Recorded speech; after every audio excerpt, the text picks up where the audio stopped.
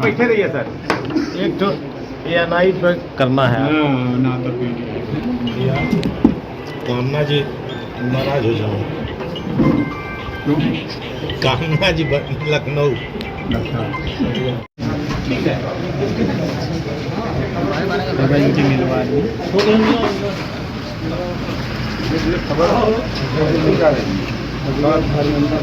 पर्चा करा। अच्छा अच्छा। ये हमारा ने कहा था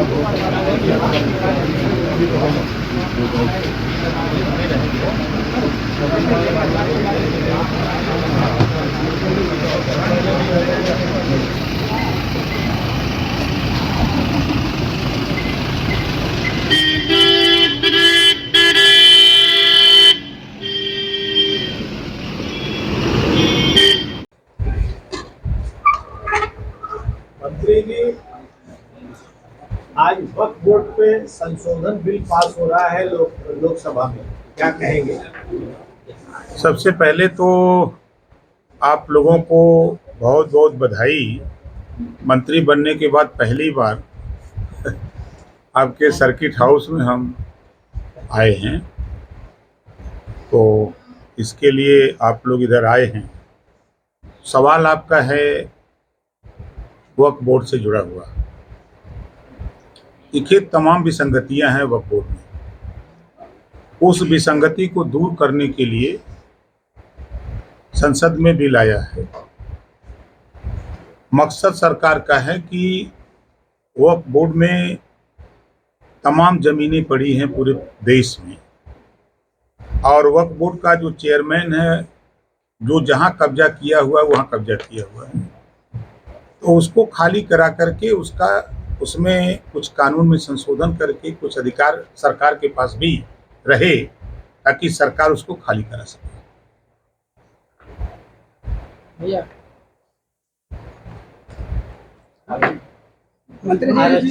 आरक्षण का जो है मायावती जी विरोध कर रही हैं, आपको क्या लगता है इससे क्या फायदा और क्या नुकसान?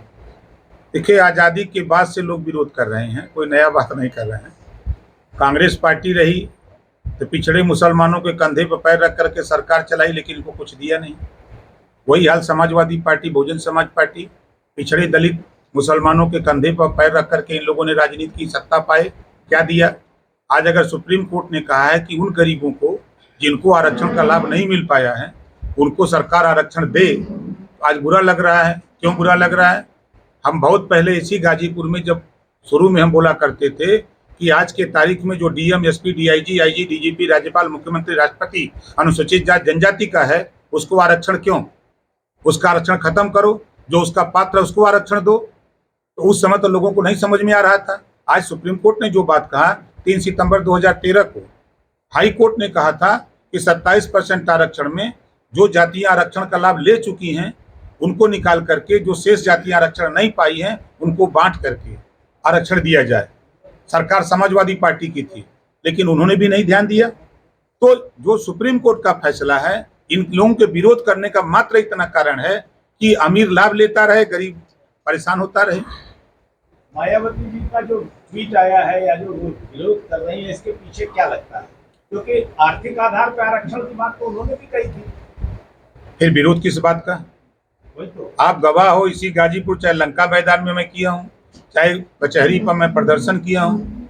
मैं 22 साल से मैं ये बात कह रहा हूँ कि जो मजबूत जातियां हो गई हैं, जो जाति व्यवस्था है, जो मजबूत जातियां, उनको उस एरिया से निकाल करके आरक्षण के दायरे से, जो गरीब कमजोर हैं, जिनकी माली हालत खराब है, उनको आरक्षण देने की वकालत हम आज 22 साल से कर रहे हैं। उस फैसले को यदि सुप्रीम कोर्ट ने मोहर लगाया है तो मायावती जी को स्वागत करना चाहिए। अगर वो कह रही हैं जो बात, तो भूल गई जब उनकी सरकार थी। हम बोलते हैं तो विरोधाभास होता है। वो उस दिन भूल गई जब अम्बेडकर ग्राम विकास योजना बनाई थी, या उन्होंने वो नहीं देखा किसी दलित बस्ती में उसका लाभ दिया जा रहा था? वहीं ब्राह्मण, राजपूत, भूमियार, अहिर, गडेरी, कुंभी, कोयरी, भर, चमार, मुसहर, धोबी, खट्टिक, पासी, केवट, बिन, मला को नहीं दिखाई दिया, खाली दलित दिखाई देता था। उस योजना का लाभ किसकी सरकार में बना था? आज वो बोल रही हैं। ठीक है, वो नेता हैं, हम उनका स्वागत करते हैं, हम उनके साथ रह के काम किए हैं। वो राष्ट्रीय अध्यक्ष थे, हम जिला अध्यक्ष थे, लेकिन तब थे। लेकिन आज वो राष्ट्रीय अध्यक्ष है, बड़ी पार्टी है, उनकी राष्ट्रीय पार्टी है, हम छोटिया पार्टी से ही, लेकिन है तो राष्ट्रीय अध्यक्ष है। मंत्री जी अध्यक्ष जी 2001 में हुकुम सिंह की कमेटी की रिपोर्ट लागू नहीं हुई और राघवेंद्र सिंह की कमेटी की रिपोर्ट पेंडिंग है।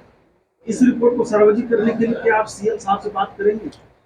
महाराज सीएम साहब से ही नहीं, पीएम साहब से बात हो गई है। रोहिणी आयोग का गठन माननीय प्रधानमंत्री जी ने कराई। रोहिणी आयोग की रिपोर्ट आ गई। पूर्व राष्ट्रपति के नेतृत्व में 5 सदस्यीय टीम उसकी समीक्षा के लिए बनाई गई। समीक्षा भी हो गई। राष्ट्रीय स्तर पे आरक्षण को बांट करके देने की तैयारी सरकार कर रही है और मुख्यमंत्री जी सदन में ही कई बार कह चुके हैं और चर्चा गरमा रही है। जैसे आप बोल रहे हैं सवाल, उसी तरह हम लोग मुख्यमंत्री से जब कोर्ट का फैसला आया तो मुख्यमंत्री जी से मैं खुद मिला था और मिल करके हमने ये कहा कि ये सवाल अब खड़े होंगे तो वो चीज़ें पेंडिंग में हैं, कहीं आप धैर्य रखो। हम लोग रोहिणी आयोग का जो रिपोर्ट तैयार है उसी से समकक्ष तो ये भी रिपोर्ट है, तो वो आ जाता है तो हमको कोई दिक्कत नहीं। अखिलेश यादव को डीएनए जांच की क्यों जरूरत पड़ी? अखिलेश यादव को अयोध्या मामले में डीएनए जांच की क्यों जरूरत पड़ रही है?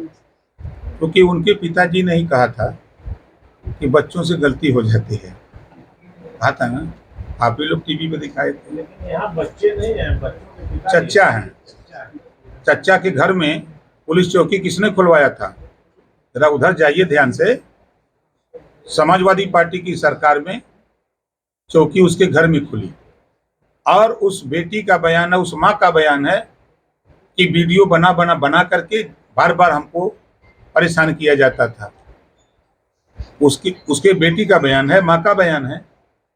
तो पहले ही उसको बचाने की कवायद समाजवादी पार्टी ने किया। समाजवादी पार्टी को चाहिए था कि जांच करा लो, जांच में जो दोषी है, जब क्लियर कट रिपोर्ट आ रही है, लड़की कह रही है, तो आप परेशान क्यों हो? दूध का दूध पानी का पानी हो रहा है ना। यह योगी जी की सरकार है, बुलडोजर वाली। बुलडोजर की कार्रवाई जो है इसको उचित मानते हैं? 100% मानते हैं। ऐसे लोगों की बिल्कुल होनी चाहिए। हम तो पहले कहते हैं देश में पहले नार्को टेस्ट बाबा साहब डॉक्टर अम्बेडकर जी ने संविधान में लिखा है ना, पहले राजभर ओम प्रकाश का करा दो नार्को टेस्ट, उसके बाद सबका करा दो, देखो दूध का दूध पानी का पानी होने लगेगा। अयोध्या की जो घटना हुई है उसको ओम प्रकाश राजभर व्यक्तिगत रूप से किस तरह से देखते हैं? देखिए, हम इसकी निंदा करते हैं। ऐसी घटनाएं नहीं होनी चाहिए। ऐसी घटनाओं को रोकने के लिए कड़े कानून लाए जा रहे हैं। बहुत से लोग कह रहे हैं कि कानून में इतनी कड़ाई क्यों, जैसे कि करोड़ रुपए का जुर्माना, आजीवन सजा, तो बहुत से लोग कह रहे हैं कि इतना कड़ा कानून नहीं, तो लोगों के दिल में मन में भय व्याप्त हो कि हम ऐसी हरकत नहीं करेंगे। इस नाते ऐसे कड़े कानून लाए जा रहे हैं कि लोग इस तरह की काम न करें। सांसद है वहाँ अयोध्या के अवधेश प्रसाद जी, वो पत्रकारों से कह रहे हैं कि मुझसे जबरदस्ती पूछ लीजिएगा इसके सवाल। एक जनप्रतिनिधि ऐसी भाषा का इस्तेमाल क्यों कर रहा है? भारतीय समाज पार्टी, हम मांग करते हैं कि पहले वो रिजाइन दे। वो सांसद को इस्तीफा दे देना चाहिए।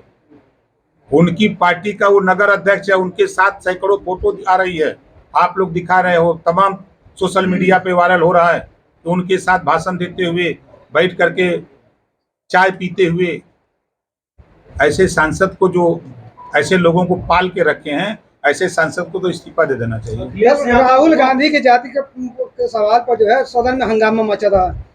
अब आप सोचिए कि जब प्रेस वार्ता अखिलेश जी बेचारे करते हैं तो किसी पत्रकार साथी से पूछते हैं नाम बताओ, तो अपना नाम जैसे ओम प्रकाश बता दिया, कहीं आगे बताओ तो मिश्रा बता दिया, हाँ देखो मिश्रा जी का। तो आप तो जाति खुद पूछे प्रेस वार्ता में। और दूसरी बात, आप जातिवार जनगणना की बात करते हो, किस जाति की गिनती की बात करते हो? आप अपनी जाति की गिनती बात करते हो। जब सब जाति की बात की गिनती करते हो, जातिवार जनगणना की बात करते हो, तो आपको ये सवाल वहां पूछने का अधिकार नहीं है। अगर वो व्यक्ति पूछा सवाल तो उनको अपनी जाति बता देना चाहिए। ओम प्रकाश राजभर आज पहली बार जो है गेस्ट हाउस में मुलाकात है, क्या वजह रही सर गाजीपुर के एक मामले में कोर्ट में हमारी पेशी है, उसी मामले में इधर हम आए हैं, तो हमने सोचा कि आप लोगों से भी मिल लें। क्या मामला था सर? वो एक झगड़ा, अब उसको क्या कहा जाए, न जानकारी में, जैसे कहीं होता है ना कि कौआ कान लेके जात बा, लोग कनवन है तो बन कौए के पीछे दौड़ता है, कोई मामला तो और कुछ नहीं था। मंत्री जी अल्पसंख्यक कल्याण मंत्री हैं और केंद्र सरकार जो है वक्फ बोर्ड की शक्तियां कम करने जा रही है। एक मंत्री होने के नाते आप क्या नजरिया रहेगा आपका? वही अखिलेश यादव ने कहा कि हम इसको वक्फ बोर्ड में बदलाव को लेकर विरोध भी इसका करते हैं। परिहन करेंगे। वक्फ बोर्ड के संबंध में आप जान लीजिए, किसी जमीन पर जितनी भी जो आज़ादी की लड़ाई के बाद जो लोग छोड़ के चले गए खाली पड़ी जमीनें हैं, वही जमीन है वक्फ बोर्ड की ना। उस जमीन पर वो लोग अपने से बेच रहे हैं, उसमें सरकार का कोई दखलंदाजी नहीं। क्यों बेच रहे हो? वो तो सरकारी संपत्ति हो गई ना एक तरह से, तो छोड़ के चले गए, तो उसका मालिकाना हक वक्फ बोर्ड जताता है। तो उसके संशोधन की बात हो रही है। आज अगर अखिलेश जी को इतनी बड़ी चिंता है, तो जब इनकी सरकार थी और कांग्रेस की भी सरकार थी, बसपा की सरकार थी, बड़ी चिंता है उनको।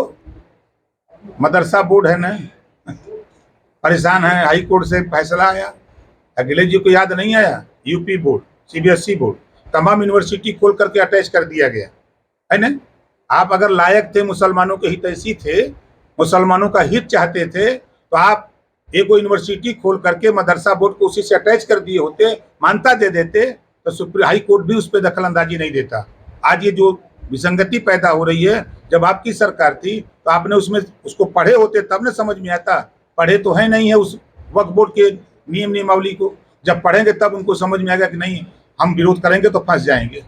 अवैध मदरसों को बंद करने की बात आ रही है। नहीं, आप भ्रम में हैं, ये झूठी खबर है। जो अनाधिकृत रूप से मदरसे चल रहे हैं, ना तो उनके पास अमानता है ना तो मानता है, ऐसे मदरसों में उन पे जांच हुई है। ऐसे मदरसों की बात हो रही है, ना कि जो एडेड मदरसे हैं, जो अनएडेड मदरसे हैं, उन पे कोई चर्चा नहीं हो रही है। भारत सरकार का एक ये आई है, गाइडलाइंस आई हुई है, वहाँ से सूचना मांगी गई है, निर्देश मिला है कि बाल अधिकार सुरक्षा आयोग, उन्होंने कहा कि अगर ऐसे मदरसे जो सर्टिफिकेट देने के अधिकृत न हों, ऐसे बच्चे जहाँ पढ़ रहे हों, उनको सरकारी स्कूल में दाखिल कराया जाए। तो सरकारी स्कूल में दाखिल कराएंगे तो वहाँ पर जो है उनके जो दिन की बात होती है वो कहाँ से उनको मिल पाएगी? भैया मेरे इसी नाते संशोधन की बात हो रही है ना। आप बताओ, यूपी बोर्ड और सीबीएसई बोर्ड में हिंदी, मैथ और समाजशास्त्र अनिवार्य है ना, और वहाँ क्या है, उर्दू, फारसी, अरबी अनिवार्य है। इसी का संशोधन है कि आप हिंदी, गणित, मैथ पढ़ो, उसके साथ साथ चाहे उर्दू पढ़ो, चाहे फारसी पढ़ो, चाहे अरबिया पढ़ो, कोई रोक नहीं है। जैसे यूपी और सीबीएसई बोर्ड में है, उसी तरह वहाँ व्यवस्था, हम एक समान व्यवस्था चाहते हैं। उपचुनाव में क्या लगता है इस बार? ये जनता मालिक है ना, हम लोग तो मालिक नहीं है। हम लोग बोल देते हैं, आप लोग दिखाते हैं, और वोट जनता देती है। जनता के हाथ में है, बेहतर प्रदर्शन रहेगा, हम इतना कहेंगे।